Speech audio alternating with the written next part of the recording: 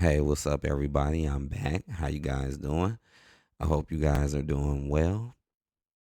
Y'all see the title, man. Y'all see the title, man. Mercedes Monet made the right choice. Now, I'm gonna let people know out the gate. I am a big Mercedes Monet fan. She is my favorite female wrestler. It's other ones I really like, but she always kind of been my favorite for a long time. And I haven't made any videos about her yet on this channel. So I like let me go ahead and make one, and just relate what's going on with her to AEW and compare it to some other stars and let you know that I think she made the right choice going to AEW. And it's pretty proven if you pay attention to what's going on with a lot of the female talent on the roster, in the WWE, especially on the main roster, especially when it comes to minority or melanated talents. It's like what I do believe is, and this is just what I believe, man. I think the real reason why Mercedes and Naomi left is because they knew that Vince was gonna leave. Because Vince did them well, especially Sasha. Sasha was like the number one female talent at a point in time, at a lot of different points in time.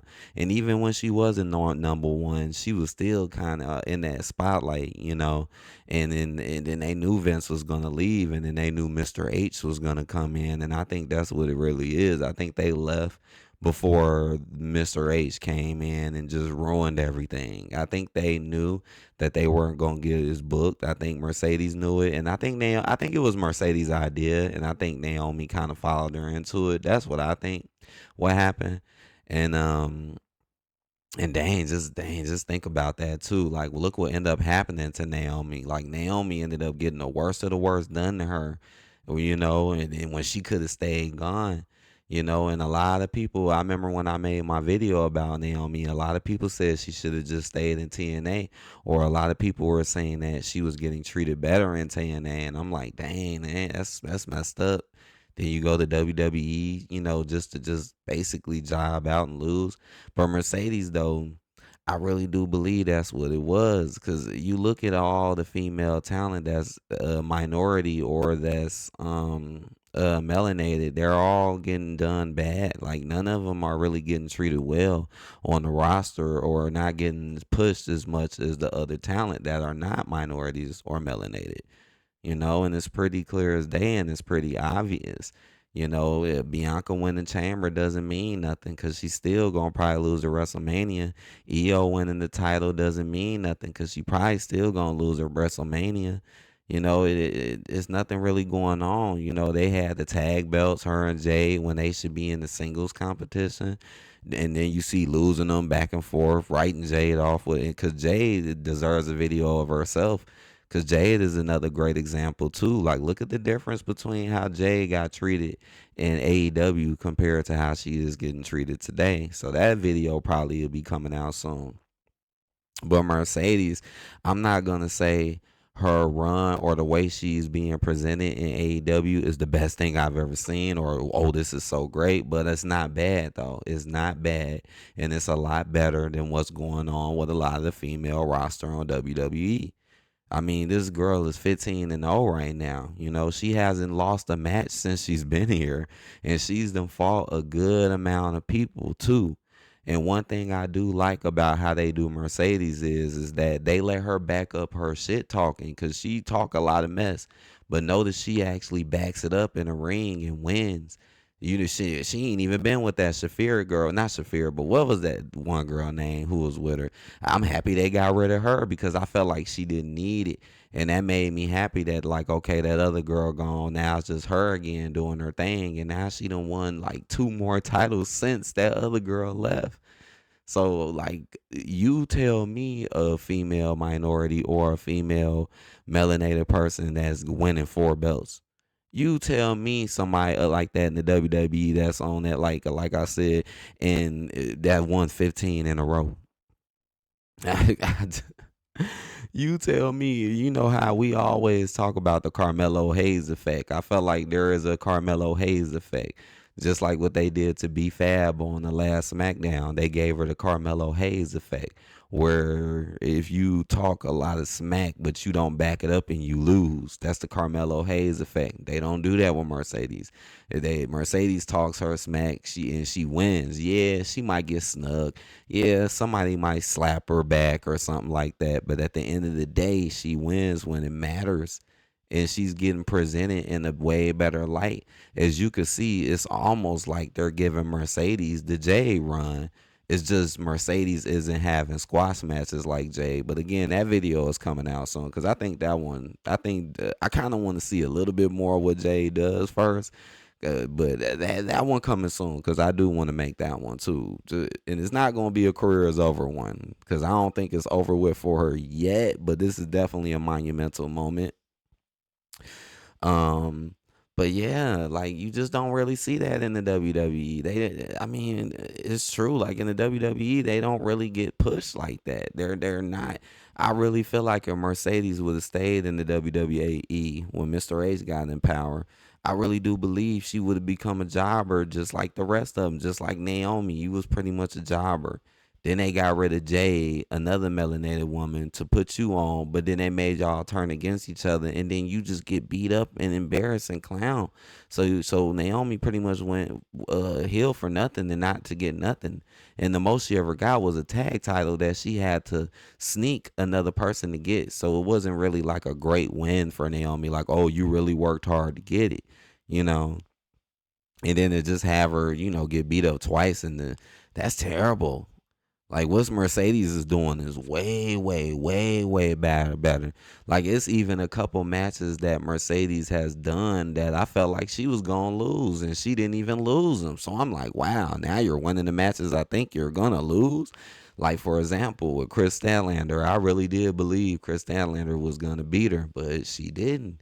Maybe they'll bring that back. So far, what it's looking like it's finna be this new girl. She looked new. I think she from like ROH. We already know she beat that Japanese girl. I forget her name, but it's another new girl they just brung out. I don't think she been wrestling that long. She probably gonna lose against Mercedes too. We'll see where that go because she just recently just appeared on Dynamite yesterday, so we'll see where that goes.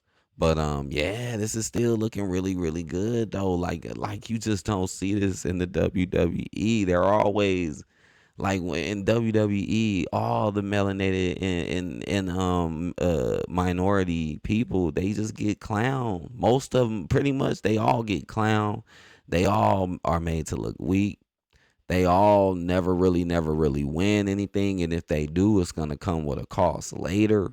They're never put on the scales of like a Rhea or a Tiffany or even a Liv Morgan at times. They're never really put on to that scale. I know for a fact that they would never let them hold no 2, 3, 4 belts. Like I know a lot of people say, well, these belts don't mean nothing. The TBS one is the only important one, which I agree. Like to a certain extent, it's like yeah, the TBS one is the most important one out of these belts. But at the same time, they're letting her win them and they letting her do this. That's what why it's like it still kind of means something because it's like dang, she got 4 now. Like that's a lot. That's a lot. You not finna see that up in the other ones. You ain't finna see no female talent like that get even 2. You barely gonna see 1. You barely gonna see 1. Nia Jax was champion, and they did not treat her as good as Rhea and Tiffany. And then they clowned her after the end. Once she lost the title to Tiffany, which should have been obvious for months, and for a while, they just jobbed Nia out and kept her losing matches and never really built her back up to do a proper rematch. So boom, she was never important to Mr. H in the first place. It's like just was just one to make you think that he cares about them people, but used her to set up a storyline with Tiffany. Like I said, notice that's not happening with Tiffany. Notice that he's not sticking, let's say, a minority talent next to Tiffany to get attention and boost off. Nah, he's going 9 times out of 10 keep Tiffany by herself. See the big difference? That's the big difference. Like I said, yes, EO is champion. Well, yes, that segment with her and Rhea and Bianca was interesting, but or funny at least. But at the same time, it's like it's just a tactic just so to make you think Rhea is not going to be relevant. Like if he really wanted this to be about EO or Bianca, he would have kept Rhea out the page. And watch how Rhea clearly gets in the main event of WrestleMania without even winning nothing or even doing nothing.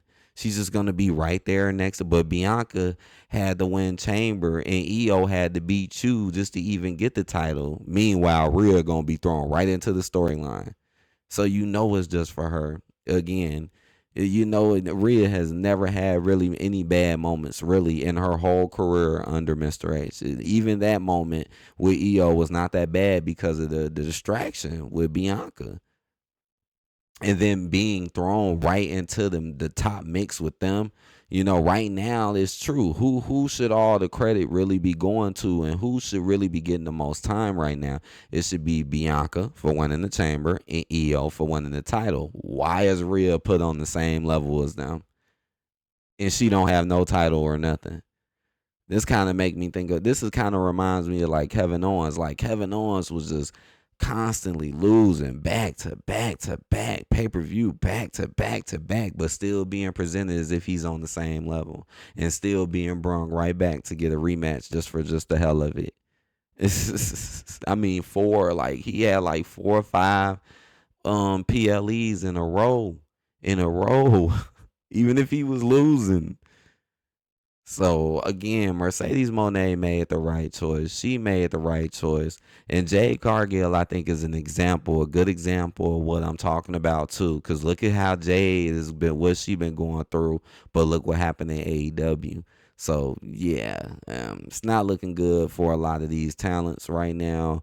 And they're just being milked and used. Just like I feel like Bianca and EO. Y'all are just being milked and used to just boost Rhea up at the end of the day. That's what it's really gonna be, you know. And I got a strong feeling that Charlotte Flair is gonna get milked and used to boost Tiffany up too.